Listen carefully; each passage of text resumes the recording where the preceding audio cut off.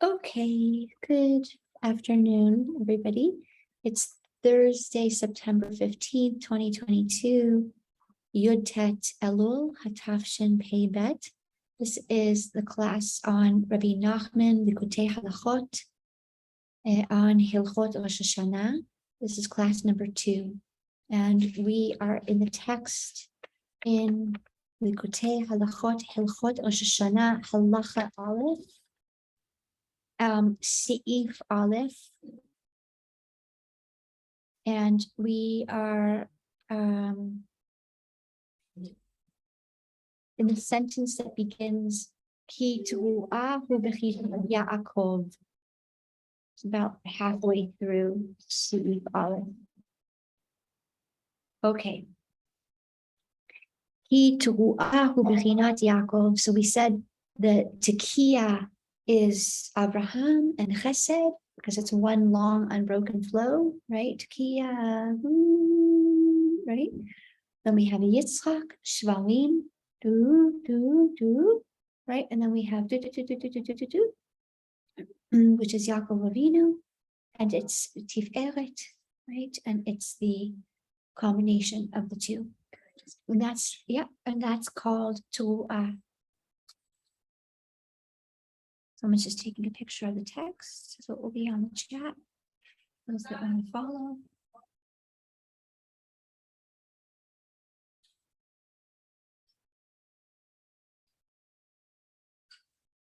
Okay.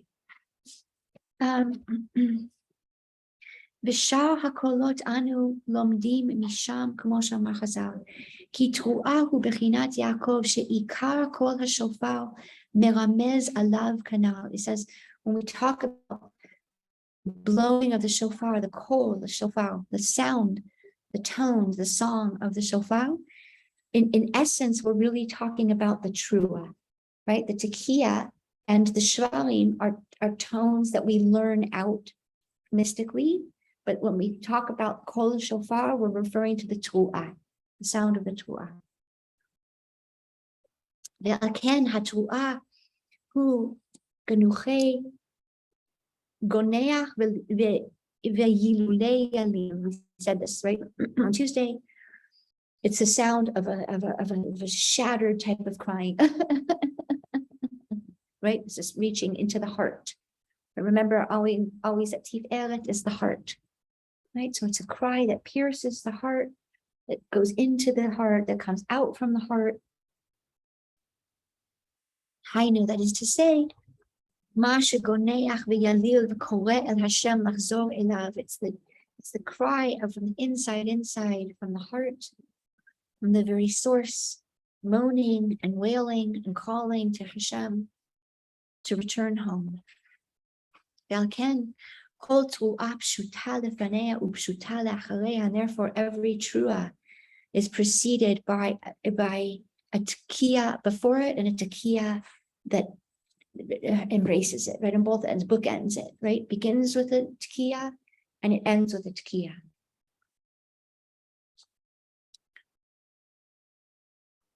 זה מרמז גם כן על התשובה שמתחילה היה פשוט ומתוקן, היינו קודם הקלקול. So this is energetically giving this tone and the sound, the tekiah of when we were in a state of wholeness and connection prior to coming into any kind of a breaking or any kind of a misalignment, right? We might even call it the cry of when we're first born, our first cry, entering into, right, the world. ואחר שנתקלקל ונשבר, בחינת חרפה שברה ליבי, right? And then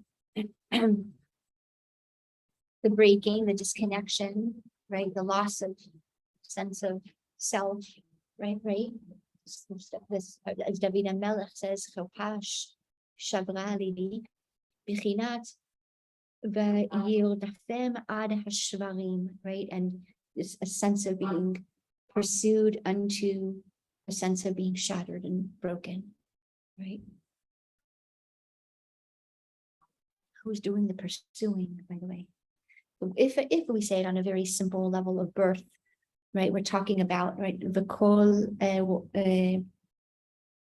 v'kol rodfei no, it's a pasuk from Ben HaMetzarim. V'kol rodfei Ben HaMetzarim. Right, so that's also a birth, right? A sense of being. Yeah, say it again. Yasiguha video, right? Yasig, right? They're all trying to grab onto her, Bein HaMetzarim, right? It's like the birth canal,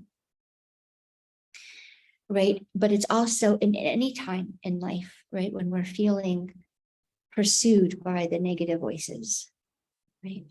Inner and outer, mostly inner. Azai al yedei hatru'a shehu bechinat emet kanal al yedei ze chozer v'nitpashet.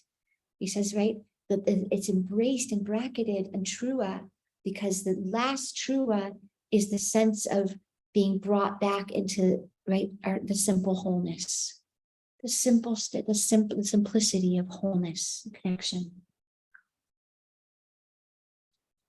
What we're really, really, really hearing here through Rabbeinu is that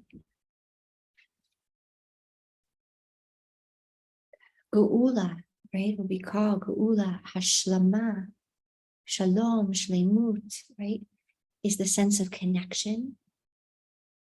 And Galut, right, why is it in the plural, Galut, right? Because you're connected, then you're not. You're connected, then you're not. It's the Gal, right? Or the things that keep us in cyclical disconnection, right? Okay, v'zeh b'chinat tki'a she'acharav shehu kol pashut ve'al ken tok'in beRosh Hashanah. This is why we blow a tekiah. All of these sounds, sorry, really. This is why we blow the shofar on Rosh Hashanah. Ki az hu hitgabrut hadinim shehem b'chinat hachoshech. He says because energetically it's the apex, it's the strongest experience energetically, of what we call dinim.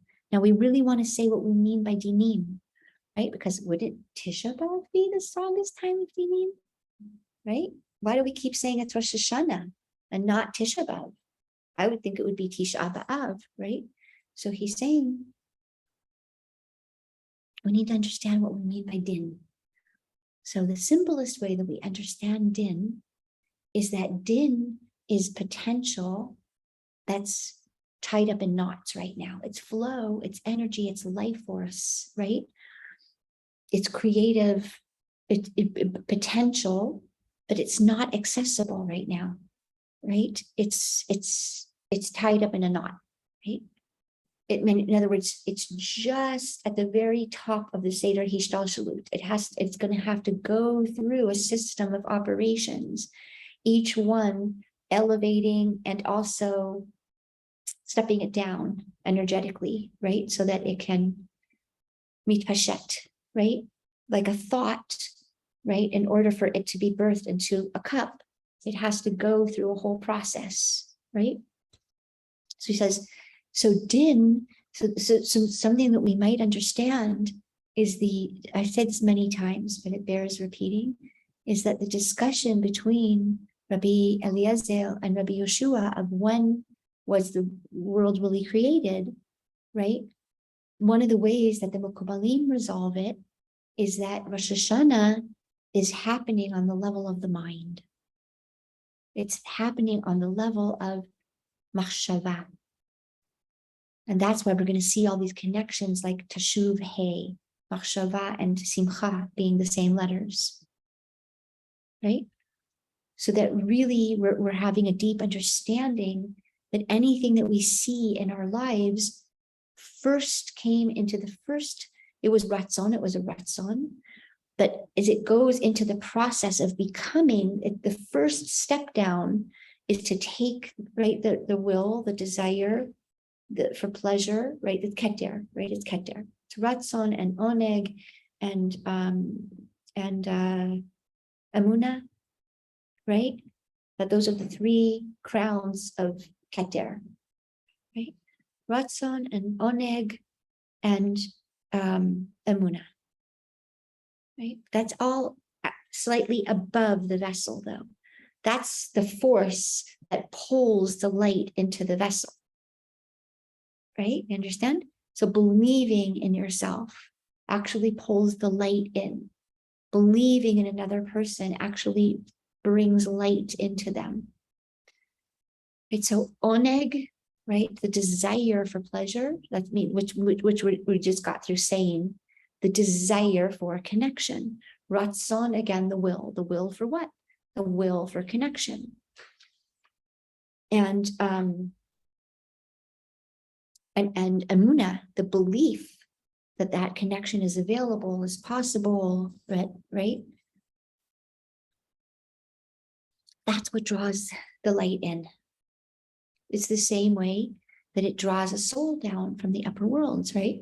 The parents, Ratzon and Oneg and Emunah, right, is what generates the creation of the child, and then, right, of the body, and then the neshama, right? So this is exactly what's happening. And it's the same way that it's happening on Rosh Hashanah on the level of the mind, because it starts in the brain of the Abba, right? Zera is generated through the brain, through the machshava, right? Through the chachma of the father, and the bina of the mother. In other words, it's an energetic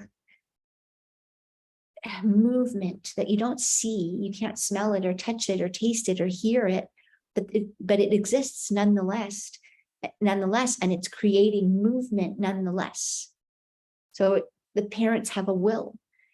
Now, the keter is happening on the level of the superconscious. So love dafka that the parents are even having a conscious will to create a child. But there's certainly a presence of oneg, of pleasure, and of will, and of desire, and of emunah, in other words, crafting something, believing something into existence, right? Believing something into existence. So now we might understand then when the Chachamim tell us that Rosh Hashanah is the year in its entirety, right, on the level of being crafted in the mind. Then it takes a whole year to move it through the Seder Hishtalshelus and to birth it into actual reality, into actual, right, Malchus. So then when we say that this time of the year is the strongest din, we might mean that some of the following things. Number one, all the potential is locked up right now. It's not accessible, right? So what we mean by that is it's bekesel yom chagenu then. We're only seeing the tiniest little sliver of the moon because the light is just in potential form right now, right? So another thing that we might say is that also in the Seder Hishtalshelut itself, it's actually the greatest constriction that's possible, because to go from infinite or Ein Sof into a vessel needs such a concentration of, right, such a vacuum experience, because how do you bridge something infinite to something finite? Can you imagine the force, right, of constriction of, right, in order to do that? So it goes, right? That's when we say Yom Hadin. It's an incredible constricting of the light, an incredible yerida l'tzorech aliyah, right? That's the little tiny hole on the side of the shofar, right? All this breath and infinite life force, and infinite potential and infinite possibilities and infinite goodness, right? Being squeezed into a ratzon, an oneg, an emunah of 1 year, one cycle. So that's part of what we mean when we say bekesed, kisui, right? The light is undergoing this huge tzimtzum, right? So when there's a tzimtzum, it's a dangerous time. Not dangerous as in bein ha-mitzalim, but it is called a Yom Hadin, right? In the sense of there is a transition from Or Ein Sof to a vessel, right? And every movement at that time is landing. In other words, we want to be really sensitive to the energies. That makes sense? Mm-hmm. Any questions from? No? Okay. Okay, so he says, ועל כן צריך למשוך עצמו אל האמת, שזה בחינת כל השופר כנ"ל. He says, so if it's such a time of constriction, we want to draw ourselves energetically into Tiferet, right? Reminding ourselves that this is all happening from goodness, and to draw it in so that it can eventually come into and be birthed out of the middle column, right? Tiferet, connection. In other words, he's saying there's such an experience of disconnection, but Emet is really about connection higher and deeper, wider, broader after the breaking. So there's a connection, there's a shattering, and there's an Emet connection, a shalom, a shlemus, that's even always higher and deeper.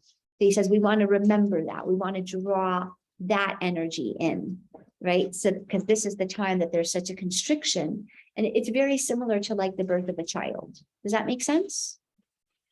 So like when we're going like this, we want to, it feels like I'm dying, I'm dying, I'm dying. And it's really, yeah, you are, so that you can come out on the other side and be something much bigger. And it's true for marriage. It's true for having a baby. It's true for any time when we have to go, a huge symptom of self, of ego self, of the vessel, right? It's really, sorry, it is the vessel, but it's even more of the light so that it can fit into a vessel, right? And it feels like death because it is a death of all the other possibilities, right? All the other possibilities fall away, right? In other words, when a mother conceives a child, it's not going to be every child. There's not going to be a girl and a boy and have blonde hair and have black hair and have straight hair and have curly hair and have, right? It's going to be either or, either or. That's din. Din is either or, right? It's a sifting process. It's bewing. But especially for expansive souls, that feels like being, the genie in Aladdin, right? So that's what we mean by on Rosh Hashanah, right? It's a Yom Hadin because it's tapping into infinite possibility, infinite light, infinite choice, choosing one and pulling it into the vessel. That's a lot of contracting. A lot of choices that will be made all throughout the year. Not really. Think of like this. The moment that the sperm and the egg meet, the choices in one level are set. And another level, they're going to keep unfolding throughout the pregnancy, and they can be influenced by what the mommy eats and drinks. So it's simultaneously both. On the other hand, she's not going to eat carrot juice instead of guava juice and change the color of the baby's eyes, right? So some things are, and then this is what we call again, b'chiwach of sheet and hashgacha pratis, right? But the main uncoding, right, is Rosh Hashanah, right? Did that make sense? Yeah, it's a good analogy. Yeah, I mean, it's exactly what it is. It's funny. It's not even really on some level an analogy, right? When you say you pull down one possibility into your manifested word, I'm not saying that you have to just think of one possibility. I'm just saying the way anything comes into being is it has to undergo this first symptom that's a bridge of infinity into finite. That's a huge vacuum. That's what we mean by din, that a constriction has to happen and a hiding, right, has to happen. Right. So when you say these things are determined on Rosh Hashanah and sealed on Yom Kippur, so it's that there's out of the infinite possibilities that can happen to you in that year, it's really constricted to like a small. The Gemara gives an example um, that the amount of rain that will fall in that year is set. I'm just making up numbers because I have no idea what, okay, let's say 20 centimeters, okay? I have no idea, right? But it says it can come down in Gishmei Maha, so that these little soft, gentle rains, each time a little layer and dew, whatever, it can come down as a tsunami. That in an hour, there's 20 centimeters of rain. This is not me making this up. This is literally the example from the Gemara, right? So that it's like, you can hear it. It's this sort of double. We're dancing in Ashkacha Pratis, and also we have a structure, right? But then the main thing then that we really want to be connecting into is not necessarily the pratim or the details, but more, how do I hold this energetically through the year? How do I hold whatever is going to come in trust, in strength, in compassion? I guess that's my question also, because everything we're talking about, Rebbe says, it reminds me that it's a witnessing. It's like a very deep witnessing. So then my question is, well, then how is this a holiday? How is this a hag? Right? It's like encoded already that it's like happening from creation. Does he, I guess that he wants us to coordinate him, he wants us to celebrate, be in celebration of creation, and therefore the first thing is to recognize Eino Milvado, to coordinate him. I guess that's what I'm getting. Just asking myself, how is this a holiday? Yes, I am going to give you guys a whole map of Rabbeinu's Rosh Hashanah vision, right? How to hold and direct our energies in Rosh Hashanah. And yes, thank you, or Simcha. Yes, Rabbeinu says repeatedly, right, to hold in a state of joy that the master of all, the creator of all, wants higher, deeper, wider, more delicious good for me and for all of us than we can even envision. Right. And so there's a deep joy in knowing and really holding into and surrendering into that to help counteract the fear of, I don't know what's coming. I don't know what's coming. Change is for sure coming. Rosh Hashanah is Rosh Hashinui, right? It's this beginning of change, it's a new cycle, right? And that as human beings, that usually calls up fear in us. So Rabbeinu is telling us, so move to Tiferet, move to Tiferet, move to Tiferet. Stay in truth, stay in compassion, right? A compassionate vision of yourself, a compassionate vision of Hashem. That makes sense, what we're saying? Okay.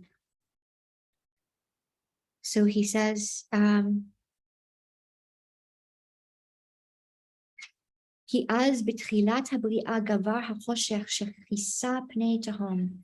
the beginning of creation, remember, is darkness. That's why we count, right? Change is always preceded by a symptom, a hiding of the light. This is very important for our lives. Change is preceded by a feeling of, I don't know, I don't see clearly, lack of confusion, lack of clarity, a sense of adelo yada, right? I don't know. Tahom, tohu.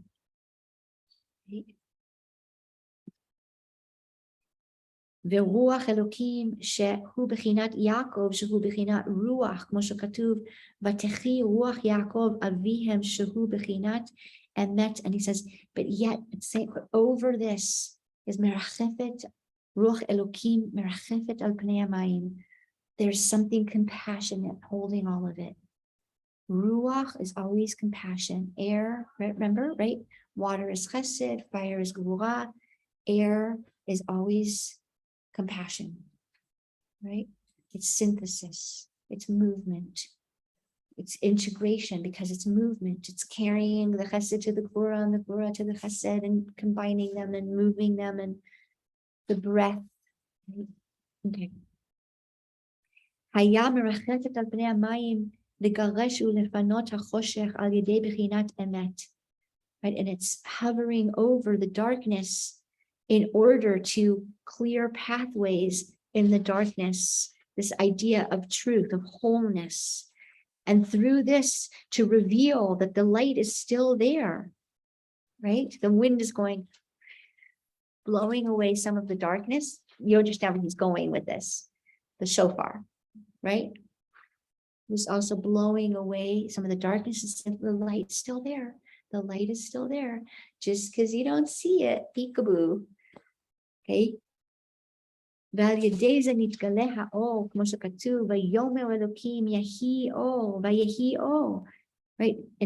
For example, it says, and Hashem spoke into being, let the light be revealed, right? And the light was revealed. כמו שכתוב לעיל, שעל ידי האמת מאיר אור השם יתברך, בחינת השם אורי. Right? And he says, through emet, in other words, emet is the vision of the wholeness of everything, the underlying harmony and wholeness and health and synthesis and beauty of the whole story, the whole song, the whole unfolding, right? And understanding at any point of constriction, that's just the middle of the story. Right? Don't get stuck and lost in the trauma and the suffering and the pain. Go to the place of this is only one part of the story. This is only one part of the story. He says, right, keep yourself energetically tied into emet. Emet means the goodness is being revealed, even right now in this moment when it looks like the goodness is gone.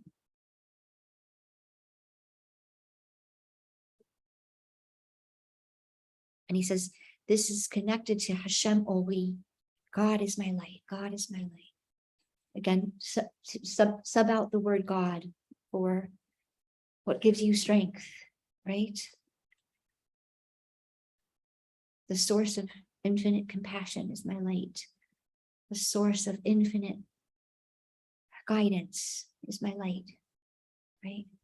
The source of a power that infinitely believes in me, infinitely believes that I can meet every challenge and every test. That by meeting it doesn't mean imperfection. It means that when I fall, I'll have strength to get back up, whatever that looks like, right? He says, go look there and learn it out really well. Don't take my word for it. This is what he says. He says, and this is the secret of the unfolding of all of creation. And therefore, emet is the energy that the whole world is resting upon. Because the heart of creativity, of creation, right, is emet. Kanal. V'zeh amar Chazal al pasuk borecha Yaakov. He's connecting here again. Bria. It's honest to God, we could do 5 hours just on this. Bere'echa, the lungs is Yaakov, the air is Yaakov, the breath is Yaakov, the center, the heart, the center of the body, the center of creation, the foundation stone. We could just go on and on, but we won't. We're gonna go back in the text. Okay. Olami, mi bar'acha, Yaakov bar'acha. My world, who created you? Yaakov created you. Ki ikar buri'ut ha'olam b'chinat Yaakov. The essence of the creation of the world is dependent upon Yaakov. What do we mean by that? Number one, balance, synthesis, harmony, integration. But the whole essence of the world is based on polarities, energetic polarities, a plus charge, a negative charge, and then a neutralizing force that helps them stay in peace with one another, the two polarities, the two energetic polarities, so that what so that one does not devour the other and take it out of existence, or one does not get so diminished that it falls out of existence. You understand what he's saying? That everything in creation is this, is the plus charge, the minus charge, and the neutralizing force that allows the pieces to join in a way that is sustainable, right? For example, shamayim, sham esh ramayim, right? Where the fire and water coexist without the fire burning away the water and evaporating it, without the water quenching the fire, right? And Rabbeinu teaches this is true in the body. This is why briut, bereut, as the lungs fan the heart, right? And sustain the connection between the brain and the heart. The brain is cooling, the heart is heating, the lungs sustain connection between them, right? So that's true on a physical level, but it's also true spiritually, right? That the sechel tends to have a coolness to it. The heart has a passion, a hidlavut, right? And so again, so that there's room and balance and synthesis and harmony, right? Between also, right, being cool-headed and being warm-hearted, where one is not devouring the other. That's why he's saying the ikar of all creation, right, is this force that allows for synthesizing and harmonizing and putting the pieces together and therefore allowing creation to exist without one energy demolishing another. That's why this image of Geula is always, right, the lion lying down with the lamb. That means, right, the Gvura lying down with the Chesed and being able to coexist harmoniously. Whether we're talking the masculine and feminine, whether we're talking body and soul, whether we're talking cold, heat and cold, whatever it is, the third pathway allows them to coexist in a face-to-face relationship. That means you can coexist because you're in Tahiti and you're in, Timbuktu. That's what we call hitrachakut or galut. In other words, we have had just like two kids fighting. You go to your room, you go to your room. That's not real shalom. It's a temporary fix. Real shalom is teaching them how to be in the same space and figure out a way to dance together. Right? So we call that Geula. I just keep thinking about positive and negative charges in atoms. And it's interesting that the negative charge is the unstable one. The electrons, Always. they're, just moving around, and then they get connected to the positive. But the positive charge doesn't leave.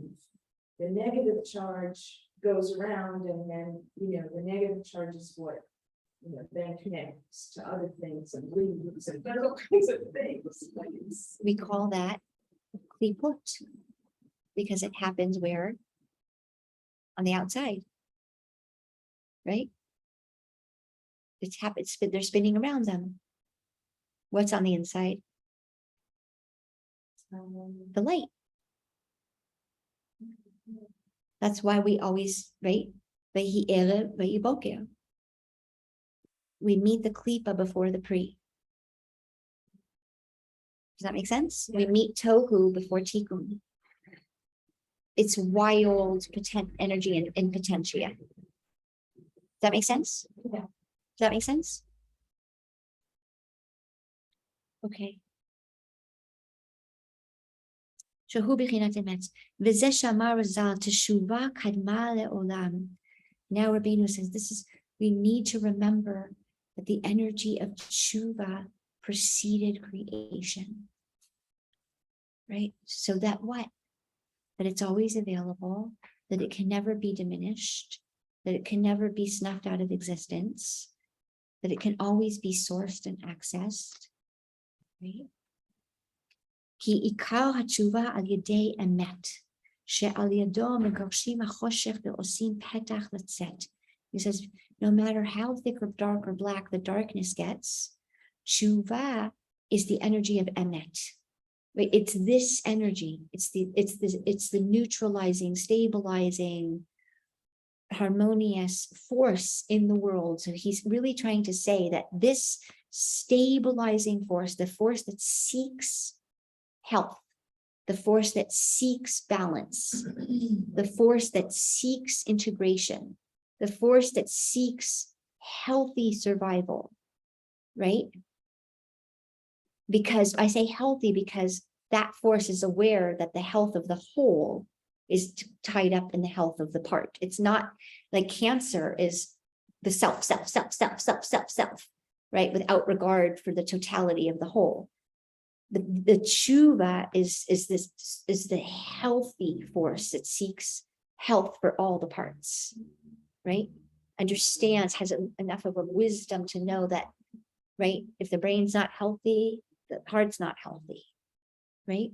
She's saying this stabilizing force of the desire to evolve, if Cook teaches us also, right? That every creature desires to evolve, desires to move into its 2.0, right? The next better version of itself, the next better version of itself, right? That's this energy called tshuva. And therefore it seeks harmony. It seeks peace because it understands that the harmony is better for the entire organism, right? And the health of each part matters to the health of the whole organism. This is that force preceded creation, right? So we're going to call it a force of compassion, because compassion means it's good for both of us. It's loving and honoring of both of us. And that allows life to happen. That allows continuity. That makes sense? That allows connection. Okay. So he says, ועל ידי זה נתהווה בריאות העולם בחינת וחושך על פני תהום ורוח אלוקים מרחפת וכולי ויהי אור כנ"ל. He's also giving us an entire overview of a Seder Hishtalshelus. He's saying, Tshuva comes before the darkness. Therefore, Elul comes before Rosh Hashana. You understand? He's giving us a whole map here. And then Sukkot is going to be the energy of Tiferet, of connection, right? By the way, so there's 22 days between Rosh Hashanah and Simchat Torah, Shmini Atzeret, right? So there's 22 days Chazal liken to implantation days, right? Because there's a whole process when the sperm and the egg meet, that it has to go through a whole process of journeying and traveling together until it gets mamish implanted in the side of the uterus, right? That's why we keep saying, it's done. Just kidding, you can still daven. It's done. Just kidding, you can still daven, right? Because it's still forming. There's been an energetic download, but it's not solid enough that it can't be changed by adding energy to it. So you can add energy with your tefillot. So there's like a blob, right? A good blob here, right? Of potential, but it's not solidified that the same way that after we conceive, for the first 40 days, we can daven for the sex of the baby, right? Because there's a potential there, but there's still divisions of cells happening. It's still unfolding. It's still unfolding, right? So you want to be really careful in those 22 days, exactly like a mommy who might have just conceived. So what are you eating? What are you drinking? What are you thinking? What are you listening to? What are you reading? What thoughts are you telling yourselves? What's right? What you want to give this baby best possible chance. So those 22 days, that's why we're packing the mitzvahs in, right? In those 22 days, right? We're packing in mitzvahs to give the ubar a really good chance of getting really infused with good spiritual, emotional, physical, mental, right? Nutrients. So we have, we have lulav and we have esrog and we have sukkahs and we have, before that we have Yom Kippur, right? And we have, the ushpizin, and we have Hallel, and we're just like packing this baby with light. Okay. ועל כן תוקעין אז בשופר שהוא בחינת קול אמת שעושה פתח ומרחיב לצאת. And dafka there, in the most constricted time, we create an opening through air. We create the possibility of the third channel through the constriction to create an opening at the end of the shofar and create the third pathway, right? This is always, and this is what we're all doing right now. Right? We're always, Geula is the opening and the expansion of the new third pathway. And we keep doing it again in different layers of being, of consciousness. Okay. Ve'al ken shofar katsar milamala u'rachav milamata. And that's why the shofar is narrow on the top and wide at the bottom. And we need to blow through the constriction. He's trying to say this is halacha. You can't take a shofar and blow through the big opening and be yotze, right? It doesn't have the same energetic effect. And if you blow through the wide opening, it's not considered the mitzvah of shofar.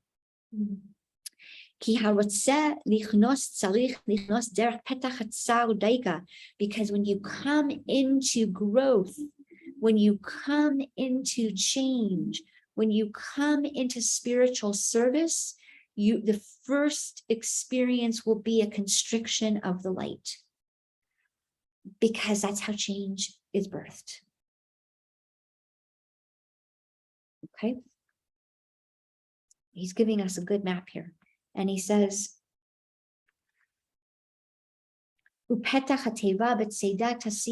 he's connecting it to Noah's Ark, right? And at the very top, at the most narrow point, right? That's where the little gem is, or the little window is for the light.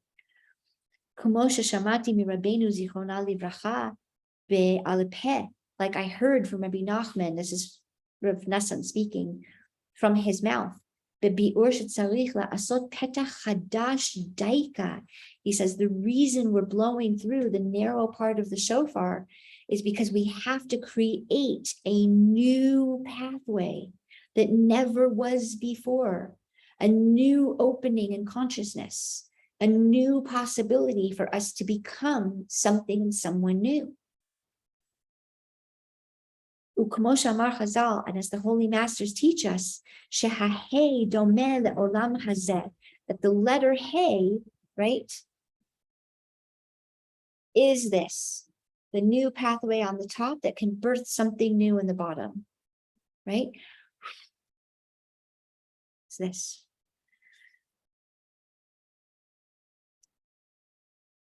וכל הרוצה לצאת וכולי, ומן הצד פתוחה שכל הרוצה לכנוס יכנוס, ומקשה שם ולכנוס בהי דנפית, ומתרץ שם לא סגי וכולי עיין שמה. He's referring you here to go also look at Torah Vav, right? וזה בחינת ופתח התיבה בציידת הסין, בציידה דייקה, כי צריך לכנוס דייקה דרך הפתח הצר שהוא מן הצד, דהיינו מצד ההי.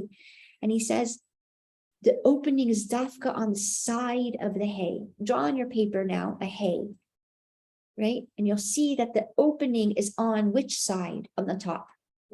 The left side, okay?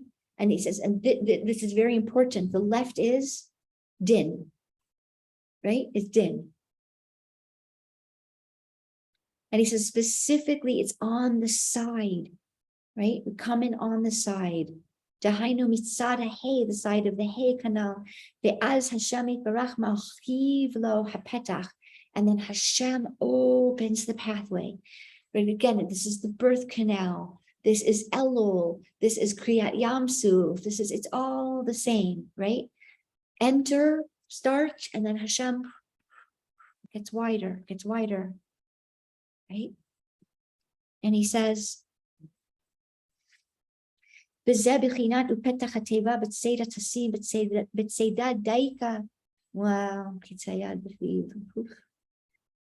כי צריך לכנוס דייקה דרך הפתח הצר שהוא מן הצד, דהיינו מצד ההי כנ"ל, ואז השם יתברך מרחיב לו הפתח ומוציאו, ואז עננו במרחב יודקי כנ"ל.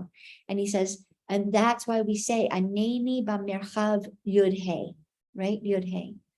That you will open from the tininess of the drop of the seed of a yud to the birthing, the expansiveness, the opening of the vessel of the hay. Yud is the seed, the potential, hay is the vessel, right? So he's telling you, how do you plant a seed in the vessel? You understand? That's why we have to enter the hay.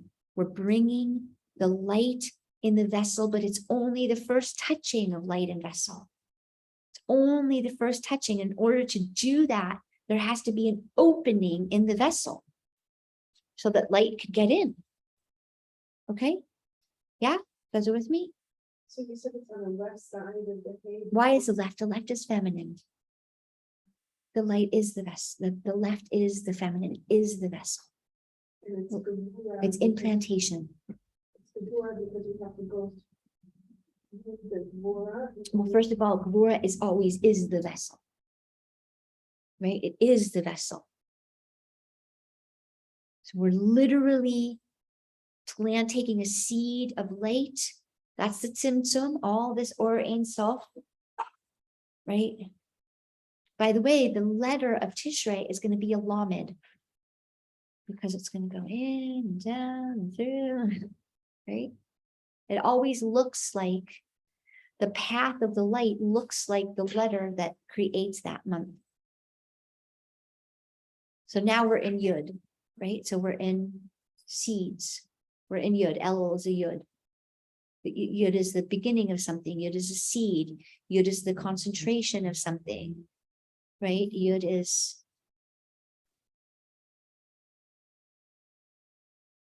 thoughts, right? So Virgos are very deep thinkers, right? Analytical thinkers. Okay, let's see if we can just finish this paragraph. I'm getting a little, my vessel needs some refreshment. Okay.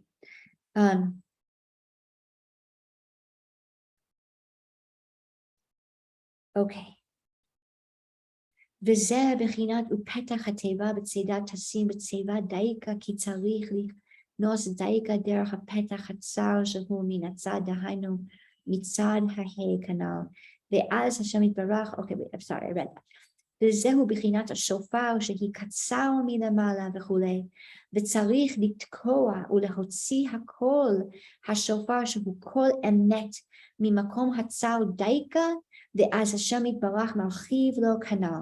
Right? And he says the breath itself is doing the journey of moving into the narrow place. The end, the big wide place, the shofar itself is the pathway, like the birthing canal, right? And this is the voice of truth because it's connecting the side that's din, the wide side that's chesed, and the journey itself is tiferet, connecting the two ends of the shofar. Does that make sense? Very beautiful, right? Okay, let's just finish this piece. Seif bet. That's why if we also, it has to be left to right? But also, narrow to wide. And also, if you blow a shofar upside down. So what if you took the shofar, you did blow into the narrow part, but you had it's facing down, right? So now he's giving us two halachas. One halacha is you blow in the narrow place and not the wide place, right? And the other one is when you're blowing in the narrow place, the shofar has to be facing up and not down, right? It's so deep, right? And he says, and let's say b'di eved, that we blew in the narrow place, but we had the shofar pointing down. No, we're not yotze. Right? Not yotze, because it's blowing into the top of the hay at the top of the hay. That's why it's facing left, and it's blowing into the opening at the top of the hay. It's implanting the new year, implantation. Ben shehofrin kederech shehofrin hachiluk v'chulei ben shehachiv. He says, we just did this, okay. Ki ikar hatshuva ketikuna hu sheyaseh hatshuva beoto haguf atzmo ubeoto inyan atzmo shechata v'yashuv v'yachzor derech mekomot hatsalim v'hadechukim lehashem yitbarach. I'm going to read that again, okay? Listen to this. The deepest and highest tshuva is in the same place that you got disconnected. Ad kadei kach, that Chazal say that Adam and Chava made their begadim from ale te'ena. This is Rashi, right? From the fig leaves. And Rashi says, why? He says this because in the makom that you were mekalkel is where you have the most potential to elevate and fix. So if the Eitz Hada'at was a fig tree, which according to this opinion, it was, right? So if the kilkul, if the disconnection, if the breaking, if the misalignment happened through the fig tree, then let's use the fig tree for the elevation. Do you hear how deep this is in parts work? That the part that you think is your enemy or your downfall is actually your healing remedy. Right? So he says, so we're blowing into the constriction as a semel of tshuva, because go back to where you broke and fix there. It's nice to fix in a new place. He says it's tshuva ila'a, right? There's a way, in other words, he's saying there's different ways of doing tshuva. You can avoid something, and that's a level of tshuva. Cut it off, right? But tshuva ila'a is to blow the life force, the air, the connection, the compassion back into that story, that place. So deep. Let's read it again. Ki ikal hatshuva, the essence, the heart of tshuva, ketikuna, when it's really fixing, if you really want to fix, fix what? Fix what? Connection, where you disconnected. Okay? By the way, tikkun, tinok, yonek, it's all the same word. Tikkun, to fix. Tinok, to be a newborn baby. Yonek, to nurse, which is an attachment, right, of the light of the vessel. You want to fix the latch on? He says, take the baby off the breast and reattach right now and latch on properly, right? That's called tikkun of the tinok. Show yonek. Right? Learn how to yonek right. Learn how to take in light and love and consciousness and connection in the right way. That's called yenika. Tikkun. Okay, so good, right? Okay, so he says, Hu sheyaseh hatshuva beoto haguf atzmo. First of all, he's also saying here, the Arizal teaches us, as much as we have Gilgulim and blah, blah, blah, right? He says, it's nothing like fixing it while you're still here in this body. This is also what he's saying. Try to use the same body that we got out of alignment with to get into alignment with. You do it while you still are here in this body with these people. As much as it's true that we have forever on one level, it's also more effective to fix it when you're in the same body, in the same situation, right? So that's mamash fixing. Ubeoto inyan atzmo. Beoto inyan. You understand what he's saying? You understand what he's saying? Beoto inyan shechata. Use what you used to bring suffering, damage, pain into the world. Use that same thing to bring light into the world and connection.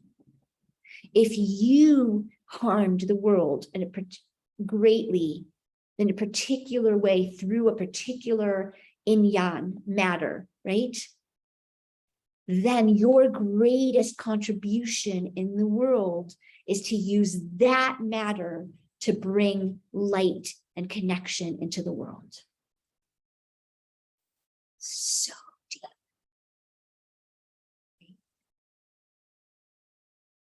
וישוב ויחזור דרך מקומות הצרים והדחוקים להשם יתברך. He says, and then come back to source, dafka through the narrow places. Right? אבל אם יתהפך גופו וישתנה בבחינת תתהפך כחומר חותם ויתייצבו כמו לבוש שחשבשם יהפכו וישנו גופו. He says, is tshuva possible after we die from this body? Yes, it's possible. But he says that's like taking the shofar and blowing into the shofar upside down, right? He said, I know, I heard, it's so funny. I know, I heard my daughter, it's her birthday. So I heard my daughter saying, moo, moo, that's what she calls me. So funny. Okay. And he says, Dahainu, that is to say, sheyamut. What if a person died? V'yachzor, and they come back. V'yitgalgel, they reincarnate. Ve'achar kach yeshuv v'yitzak el Hashem ein zu tshuva heguna. He says this is not really the best formula for tshuva, right? He says the best formula for tshuva is to fix it while we're still here. Fix it while we can. Ki tzarich lashuv baguf hazeh daika. Says we want to elevate this body. So what is he trying to say to us? Right? Also, he's also trying to say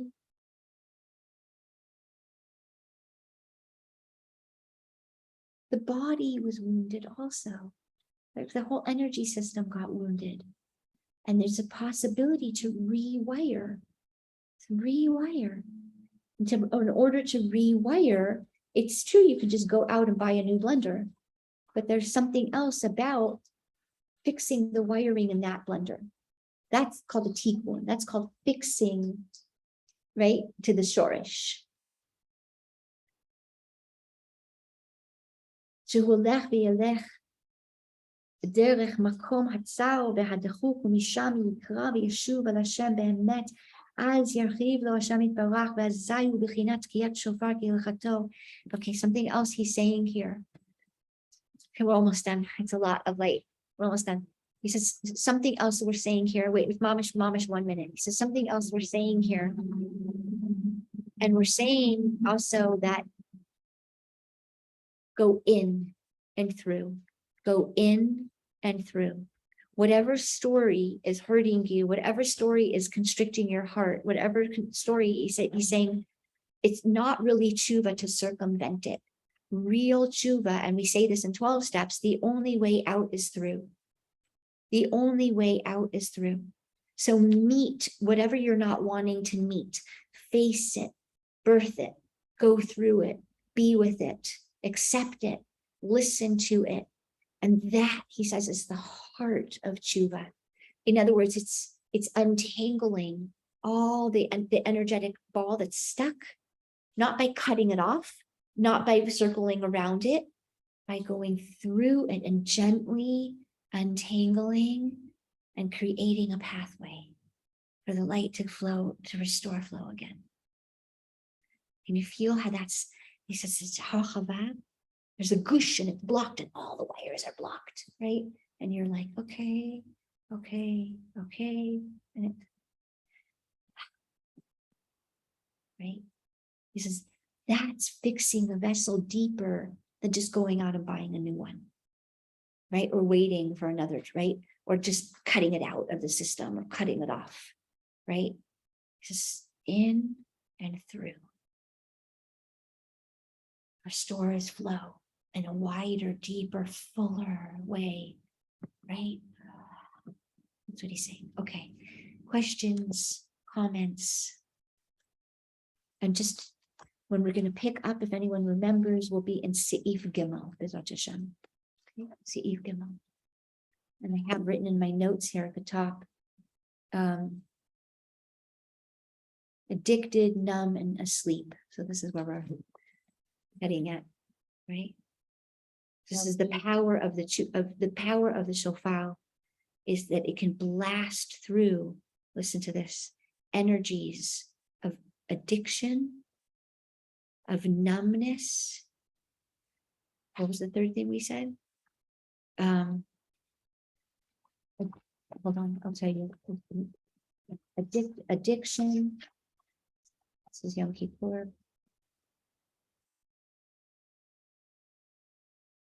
Let's just say it again. Addiction, numbness, and being asleep, unaware, unconscious. The Torah blasts through those energies. Blasts through. That's why we're doing it little by little for 30 days of Elul before we even get to Rosh Hashanah, because the sound itself, it's a mitzvah to hear it. Have you guys been hearing shofar every day? Try to see if you can hear it every day. They've been blowing in our neighborhood. And it's right, it's loosening all the stuff. It's loosening all the stuff. So it's easy. You can restore flow. Right? It's shaking up. It's energetically shaking the stuff up, right? Going so the connection, the light can get back through and in. Okay. One bracha. Bracha. Just give us a bracha to hold it. So we'll be able to just take all these Torahs and actually Amen. permanently stick in our mind through the coming days, and especially like Hashana, when we're in that moment of the shofar and we can have enough of us. Amen. Thank you, everybody. Okay, and oh, I didn't end recording. Oops, that's not good. Okay, end recording. Stop recording.